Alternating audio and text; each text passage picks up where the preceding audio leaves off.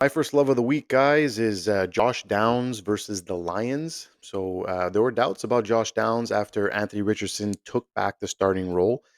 He did see about half the targets, so that was a bit concerning. He only saw five targets, but he caught all five of them for 84 yards and scored a touchdown for 19.4 points. He's still on the field for 70% of the snaps, and he's a player that can produce even with less targets. He gets a tough Lions defense this week in week 12, but they're giving up the fourth most points to wide receivers. Teams have had to be one dimensional against the Lions, especially in the second half, as they've been blowing out their opposition. So I think that's where the number gets a bit skewed. So the game could be very similar with that. I think they'll probably give the Anthony Richardson some problems, but I think, like you said, with DJ Moore, the short passes, short crossing routes, he plays a lot in the slot, right? So I think that could benefit and get a lot of points in garbage time for Josh Downs.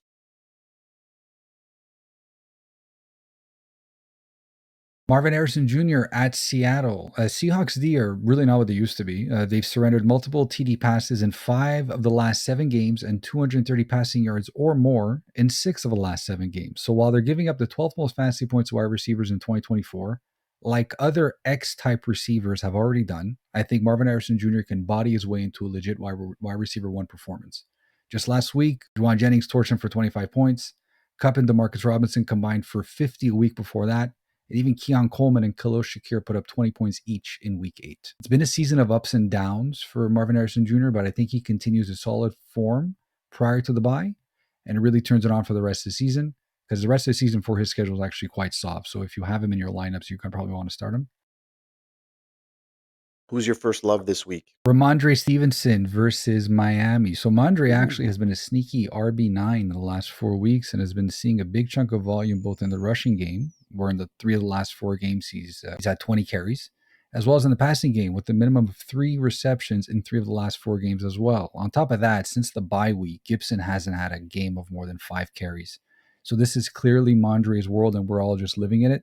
He gets a really nice matchup versus the Finns in the 305. They've been giving up the 9th most fantasy points to running backs this season. I don't expect a high-scoring game, but just like their first face-off in Week 5, I'm expecting a low-end RB1 production with a good PPR floor, so you can start him with great confidence. Low-key, Rhamondre Stevenson has had like constant games of 3 receptions, 4 receptions. Like he's really, really utilized in the PPR game. And I forgot, like 2 years ago, he finished the season with 69 receptions. So it's he's really giving you a good floor as far as PPR is concerned.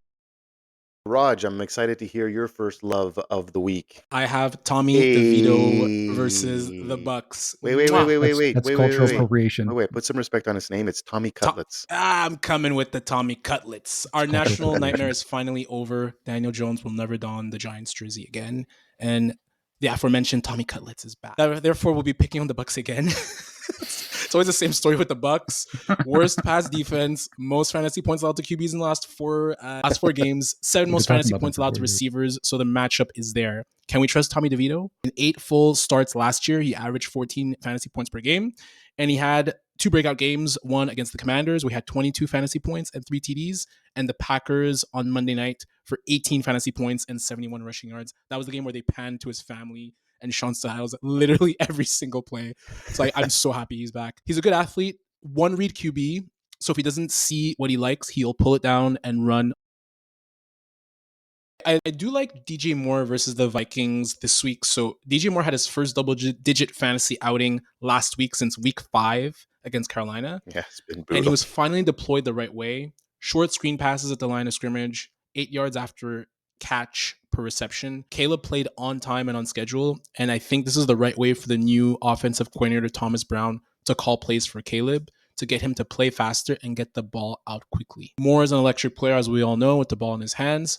They face a Vikings defense that blitzes the most out of any defense in the league, and that was the 5th most fantasy points per game to wide receivers. And obviously the best way to beat the blitz, leveraging the quick passing game, I think DJ Moore can be heavily utilized in underneath routes. So I really like him to kind of get back into the kind of WR3 conversation from here on out. And I think it starts against the Vikings.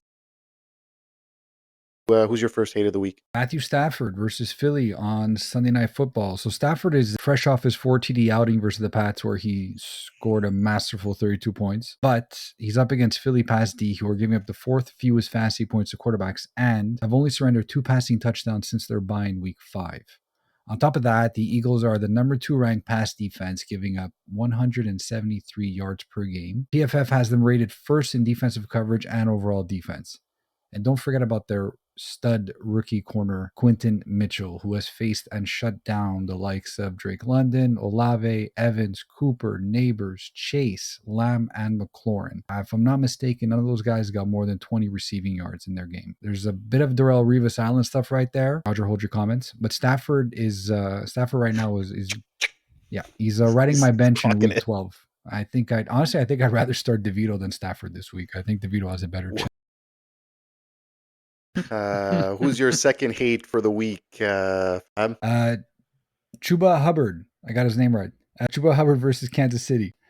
Yes, James Cook last week did have a 2-touchdown game versus Kansas City. Yes, he gave Roger an L in the hate column for week 11, but Chuba doesn't play with the Josh Allen-led offense. And lest we forget, Cook went 9 for 20, so not exactly 9 rushes for 20 yards, not exactly a stellar yards per carry performance. KC are still giving up the least amount of fantasy points to opposing running backs, still surrendering only 85 rushing yards per game and 3.6 yards per carry. Still a top 5 rated rush D.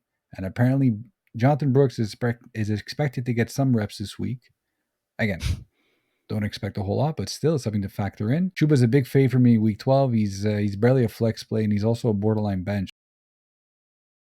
I don't like the matchup for Kyren Williams versus the Eagles. So the Kyren Williams revenge tour was on fire in the first 7 games of the season. He was healthy, looked great, and was averaging 20 fantasy points per game. But over the last 3 games since Cooper Kupp and Puka Nacua have been back at full swing, he's averaged only 12 fantasy points per game and only 6 receptions in those 3 games. The Eagles have the best run defense in the league behind the Chiefs, and I expect Kyren to struggle this week.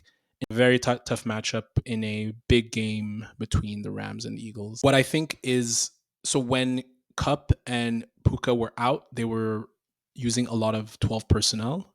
Mm-hmm. So 1 tight end, 1 running back, 2 tight ends. And I think their base offense is three wide receivers. So they might be having a harder time running the ball without the heavy package.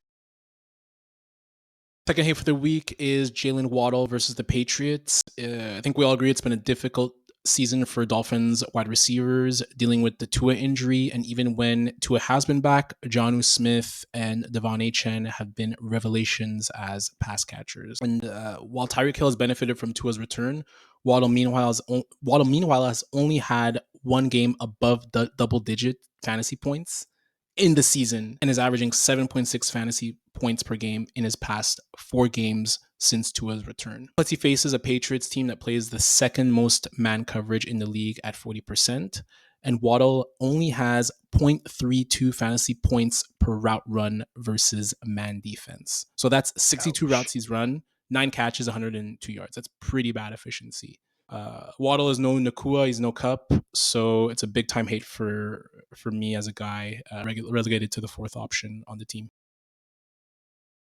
I'm taking Derrick Henry at the Chargers Monday Night Football. This might be the toughest yet, but hear me out. His fantasy output has declined in the last 3 weeks. He went from 26 points to 14 points to 10.5 points against the Steelers last week. The last 2 games were saved by scoring a TD, and he only played 49% of the snaps in Week 11 versus Pittsburgh. He now has to travel to LA to face a Chargers team giving up the 3rd fewest points to running backs. The Ravens will likely again have to be more pass heavy to keep up with the surging Chargers offense, and the Ravens suspect D. So Baltimore doesn't do well when Lamar Jackson has more pass attempts than Henry has rushing attempts. And last week, Lamar had 33 and Henry only had 13. So I will also bet that he does not find the end zone for the first time all season. My last hate for the week quickly is going to be Jaden Reed versus the 49ers. Green Bay offense is really hard to predict this year. I suspect it's very frustrating being an owner of these wide receivers. Last week, Jaden saw 57% of the snaps and started hot with a TD on the opening drive, but he was quiet for the rest of the game, seeing only 2 total targets all game long. Josh Jacobs actually led the team with 5, which is a little bit troublesome. But with Christian Watson back healthy, he saw 67% of the snap and outperformed him by a mile. I think he went for 150 yards on 5 or 6 catches. So I think the struggles continue for Reed as he gets the 49ers giving up the 11th fewest points to wide receivers. And Jordan Love, correct me if I'm wrong, but he looks off and only attempted 17 passes in week 11. Is it Jay just me? does look off. Yeah, He does look off. I agree. He's playing dumb. Yeah, I don't know. He's playing dumb. Something's weird.